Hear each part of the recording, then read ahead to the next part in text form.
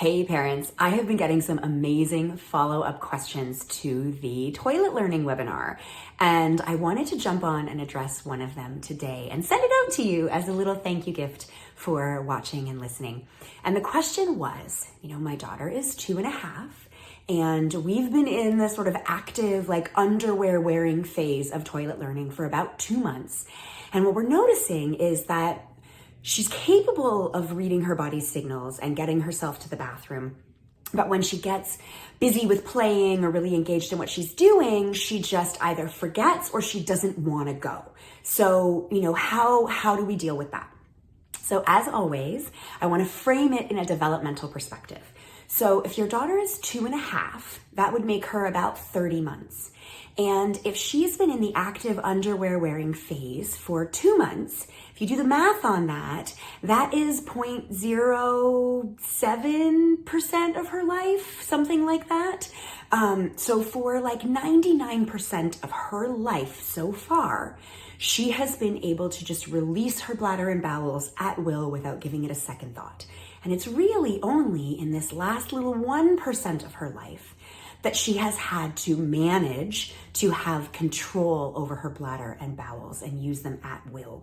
So when you look at it that way, it takes the concept of she knows how and she's choosing not to and changes it around a little bit. So that's one piece, is how big of a shift it is to go from just releasing things whenever you want to having to use control over it. The second piece is that developmentally, she should be super engaged in what she's doing because play is the way that she learns. So if she's really engaged and focused and enjoying the play that she's doing, she needs to not only be able to separate out the external signals that are happening around her and the things that are happening with the play, she also needs to, in that moment, be able to read her internal signals. That's the interoception that I talked about in the video. She has to be able to read those cues. Then she has to be able to make the connection, oh wait, I need to go pee right now. She has to have the impulse control and the ability to switch gears, to shift away from the play that she loves, get herself to the bathroom on time, and take care of all the mechanics of getting her pants pulled down and getting her little bottom onto that toilet in time. That's a lot to ask of a tiny, tiny, tiny little brain and little body. So the short answer to what do we do about this is just kind of part of the process and you ride it out. However, with that said, what you can do is help be proactive about it. I know I've talked before about upstairs brain and downstairs brain and little ones, those 2.5 and 3 up to 5 and 6-year-olds, they don't have much of that pre-planning. So she's not thinking to herself, wow, I'm about to engage in several hours of really intensive play. I should go to the bathroom before I begin so that I won't have an opportunity to wet myself while I'm playing. She's not thinking about that. So you're going to have to think about that for her. So when you know your kids, when you see them heading into something that is going to be a good play session, take them to the bathroom beforehand. And don't frame it to them as, do you need to go pee or do you think you should? Frame it as, it's time to go pee. Do you want to walk to the bathroom or do you want me to carry you? Do you want to walk to the bathroom or do you want to fly like an airplane? Do you want to walk to the bathroom or do you want to slither like a snake? You're taking them to the bathroom and their choice is how they get there. Whether or not anything actually happens is up to them because they have bodily autonomy, but you're taking them there to give them the opportunity. Then, while they're playing, just observe them now and again, right? If you know that typically they go to the bathroom, they go have a bowel movement around a certain time each day, and you're getting close to that time, keep an eye on them and look for a break in their play, a natural break in their play where they're shifting between activities or when you see that their attention is less focused.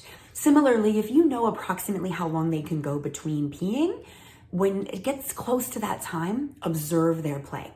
If you barge in the middle of them being super engaged in something, yeah, you're gonna get a fight. Because if they came into your office when you were in the middle of a really important phone call and you were super focused and they insisted that you stop and go to the bathroom, you'd be really ticked off too. So it's exactly the same for your kids.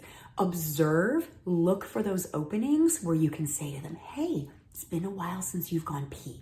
It's time to go. Do you want to walk to the bathroom or do you want me to carry you, right? You're just giving them those opportunities over time to continue to develop their own bodily control and bodily autonomy. And then the rest is just being patient and kind of riding it out. But when I hear parents say things like, I know they're capable of it and they're choosing not to, the analogy I think of is, well, yeah, like you might be capable of doing a backflip off the high dive because you did it once. But that doesn't mean that you're capable of doing that backflip off the high dive every single time consistently just because you knew how to do it once. The toilet learning process is really complicated for little bodies. It takes time for them to integrate all of those processes and get really confident and really competent at it. So your patience and your proactive support and your observations and utilizing those little natural breaks in their concentration to take the opportunity to take them to the bathroom is going to be your best bet for creating that for them, those opportunities for them, but also not starting a battle over it. Because as we know from the video, nervous systems, predicting brains, anything that gets turned into a battle, they're going to start to associate with that. So thank you again for all of your questions. And please do email me, kate@guidedparentingsupport.com if you have more questions, or if you'd like to send a little review or a little testimonial about the video and how it helped your family, so I can pass that along anonymously, of course, to other families who might find it useful. Thank you again.